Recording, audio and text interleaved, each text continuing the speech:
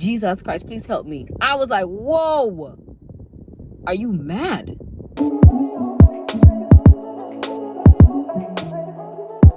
My name is Sharice. A lot of you may know me as Sweet Like Reese. I'm here to share my last year in my 20s with y'all.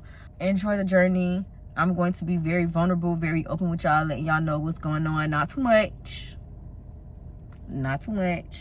but just enough so y'all can not feel alone in this world, because not all of us have somebody to talk to. Not all of us can relate to every video that we see on YouTube, and not all of us can find somebody that we actually like to watch videos of. I'm not saying you're gonna like this video, but what I'm saying is, listen up. So 2 days ago, I was supposed to go to Houston, Texas. I wanted to move to Texas for the long time. Not saying that I was going to move there, but I was going to go there just to check out the scenery to see how everything is, right? I finally shook the scared bug and I was like, all right, I'm going to book my flight and I'm going to go. Book my flight, no problem. Mind you, I never in my life flew Frontier. They had a really nice deal. And it was like a quick flight anyway. So I was like, can't beat this, right? I'm driving 4 hours from where I live to the airport because I booked it somewhere else because the tickets was like too good to be true. So I took my drive from there, here. Everything was like smooth. Everything was smooth. I get to the gate. They're just like, we don't see your name, blah, blah. Long story short, they end up telling me that I could not get on the plane because there weren't any seats available for me, which I was very confused about because people were still getting on the plane.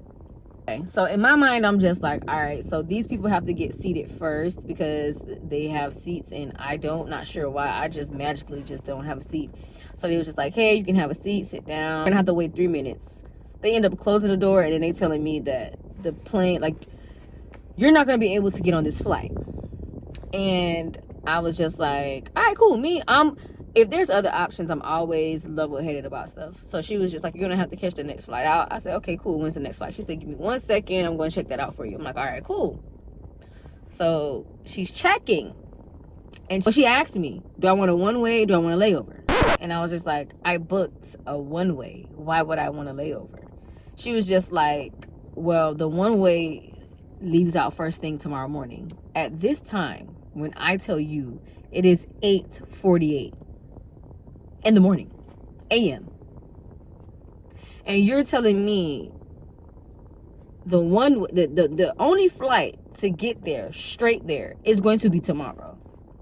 I don't live here. I got friends and stuff that live here. So I was like, wow. Upset? Yes. Did I snap? I was just like, ma'am, I want you to understand how much of an inconvenience this really is to me. Like, I don't have anything to do. She was like, well, if you do a layover, you're going to land in Denver and you're going to get to Houston at 9 p.m. I didn't say anything to her. I went and I sat down to calculate my thoughts because I didn't want to go off or be rude, because I always try to look at things from the worker's perspective. They have no control over what's going on in the system. However, I'm a big person about communication. She failed to communicate a lot of things to me.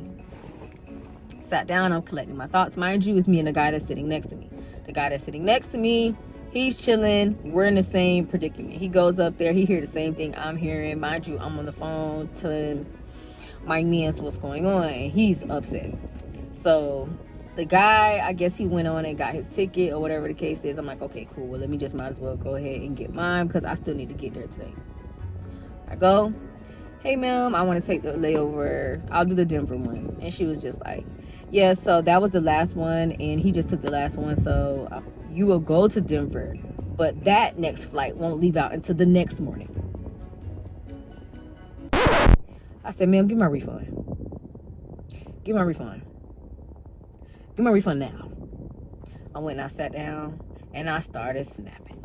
All of this is going on, and I'm in a mental space of, does God really want me to go on this trip? Because right now, it seems like it's not my time. For everything to go smooth, this have not ever happened when it comes to a flight, ever. So I was just like, wow. And mind you, I don't have a job, so money is very limited. So I'm just like, I don't know how this is going to go.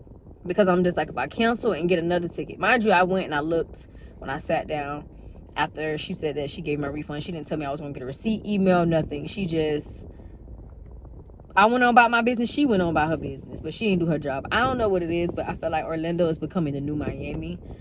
I'm very confused about that because customer service always been top tier in Orlando. I'm sitting down and I'm just like looking up tickets. Tickets are $500-$600 one way. I was like, oh wow. Not only is it an inconvenience, it's a financial inconvenience. You're telling me the ticket that I have, I'll have to pay double for a one way. Mind you, the ticket that I had was round trip. Chef kiss. Price was delicious, okay? You telling me I'm going to pay $500 to $600 for a one way? Yo.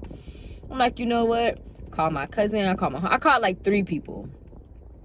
Everybody made sense, but my last friend, she made the most sense. And it kind of hit home for me. And I was like, you know what? All right, cool.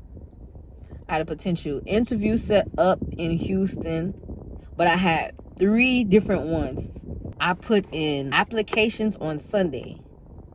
All 3 applications that I applied to on a Sunday, Monday morning, 8 a.m., 9 p.m., and 10 p.m., I got a message from all 3 different companies telling me that they would like to move forward with the interview. I said, what? It's crazy. So I'm just like, we're going to see how everything play out this week. I'm going to pray on it and I'm going to see how it's going to work. I'm here to tell you, life is going to be a roller coaster. You're going to be up, then you're going to be down. You're going to be up for a while. You might get to a middle slope. You might go back up and then you might come crashing down. But always keep this in mind. If I tell you nothing, if you are down, the only way to go is up. Life be lifing, and you got a life with it. You got a life with it. So right now, I'm lifing with it. But so far, that was just like, bro. But would this be the end for that? Absolutely not. I'm going to stack my bread. I'm still going to go out there. When? I have no idea. That's not up for me. That's up for the Lord, baby. It's up for the Lord. Enjoy this journey with me. It is only March. We're only 3 months in. I have not been back in the gym. We're going to get back on everything. I'm finna keep y'all in the loop. You heard me? This is spending my last year in my 20s. And I just want to show y'all that all things can happen if you trust and believe in God. I'm trusting and believing in Him. Of course, everything is going to be scary, shaky, but if you believe and have faith, everything will work out. And I believe that wholeheartedly. With nothing, like, something gonna shake, you feel me? So yeah, but hopefully I made sense. I will see y'all on the next video. Okay, so yeah. Can I call you Rose? Can I call you